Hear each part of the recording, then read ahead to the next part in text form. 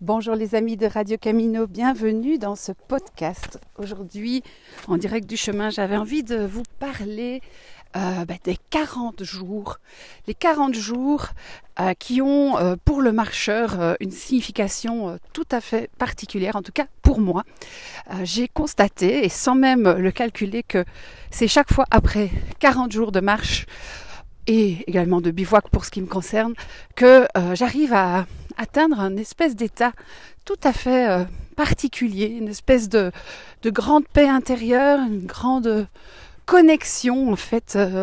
Alors jamais vous m'entendrez parler d'éveil spirituel, mais peut-être une meilleure écoute de son âme et de la vraie énergie d'amour et de joie qui peut en émaner. Alors je vais vous raconter ça avec quelques anecdotes et j'espère que ça va vous intéresser. Alors 40 en numérologie, ça veut sûrement dire plein de choses, mais je n'ai pas de réseau, donc je n'ai pas pu faire de recherche. Moi, ça m'évoque évidemment les 40 jours de Jésus dans le désert, les 40 jours entre Pâques et la Pentecôte, mais aussi 40 ans, la crise de milieu de vie, la quarantaine, et pourquoi pas la quarantaine aussi pour mettre à l'écart, et protéger. Voilà. Je trouve que ce nombre déjà a quelque chose d'assez magique, mais dites-en plus si vous pouvez. Et quand on marche sur le Camino Frances, qui est un peu le chemin de référence en ce qui me concerne en tout cas, entre Roncevaux et Santiago et Finistère, en fait ça prend 40 jours.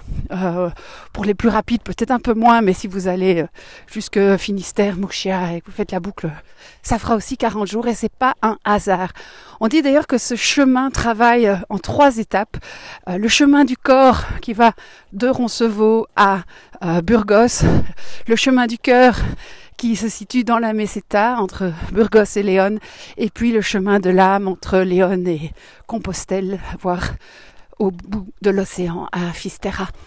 Et c'est un peu ce que je ressens, et je l'ai ressenti dès mon premier chemin vers Vézelay, en partant de Belgique. J'ai également eu cette arrivée à Vézelay magique au bout de 30 jours, une espèce d'immense joie dans le cœur, et puis ma descente, on va dire, ou en tout cas mon atterrissage en marchant jusque Bourges, qui a pris encore une dizaine de jours. Et là, j'étais également arrivée au bout de 40 jours avec une impression de flotter sur un petit nuage réellement. Et à chaque chemin, j'ai eu cette même expérience. Quand je suis partie de Genève jusqu'au Puy, ça m'a pris 1 mois. Et du Puy à Conques, pareil, 10 jours, où je me suis de nouveau sentie dans cet état de parfaite communion, cet état où il arrive plein de petits miracles, plein de synchronicité, mais sans que en fait le mental ne dirige plus rien, et c'est ça qui est aussi tellement intéressant.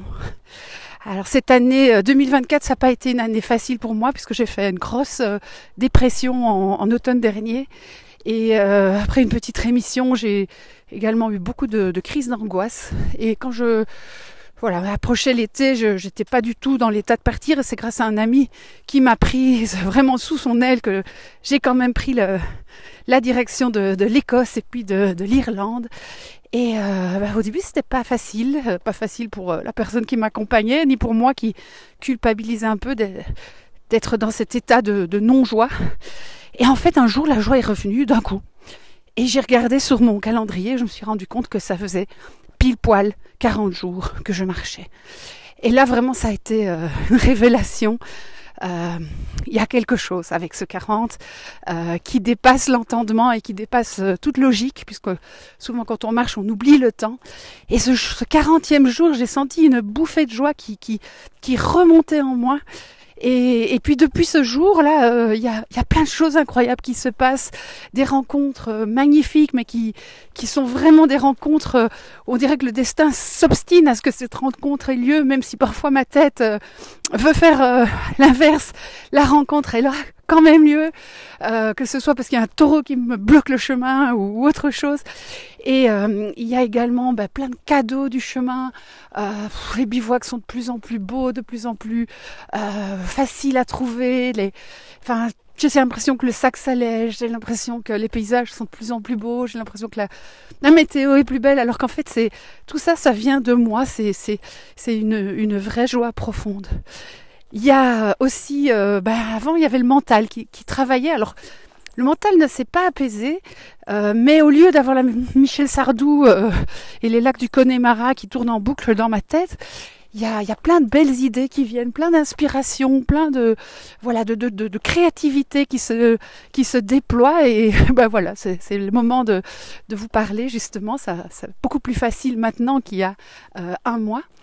Et c'est également une ouverture du cœur qui permet une vraie communion dans des moments un petit peu plus spirituels. Je suis rentrée 2 fois dans une église, coup sur coup, et il y avait l'adoration du Saint-Sacrement. Et en fait, moi qui ne suis pas d'habitude très sensible à ce type de pratique, eh bien, j'ai vraiment ressenti une énergie d'amour qui se dégageait de l'hostie. Et ça, je vous en parlerai dans un autre podcast.